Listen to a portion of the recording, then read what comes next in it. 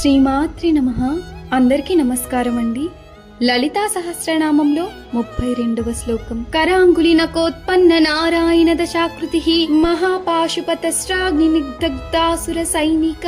భావం: చేతి వ్రేళ్ల గోళ్ల నుండి పుట్టిన విష్ణుమూర్తి యొక్క దశావతారములు గలది. మహాపాశుపతము అను అస్త్రము యొక్క అగ్ని చేత నిశ్శేషంగా దహింపబడిన రాక్షస సైన్యము గలది.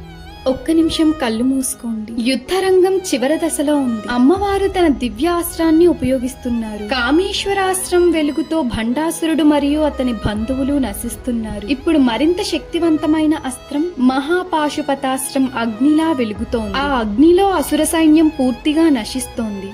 చివరకు ధర్మం విజయం సాధిస్తుంది. ఈ శ్లోకం మనకు ఏం చెబుతోంది అంటే, ఎంత పెద్ద చెడు ఉన్నా దైవశక్తి ముందు నిలవలేదు. చివరికి సత్యం, ధర్మం గెలుస్తాయి. మన జీవితంలో కూడా ఎన్ని కష్టాలు వచ్చినా మనము సత్యం వైపే నిలబడాలి. ఈ రోజు మనం మనలో ఉన్న చెడు ఆలోచనలు తొలగించాలని నిర్ణయించుకుందాం. లలిత అమ్మవారి కృప మన అందరిపై ఉండాలి. ఆమె మన జీవితాన్ని సత్యం, ధర్మం వైపు నడిపించాలని ప్రార్థిస్తున్నాం. శ్రీమాత్రే నమః.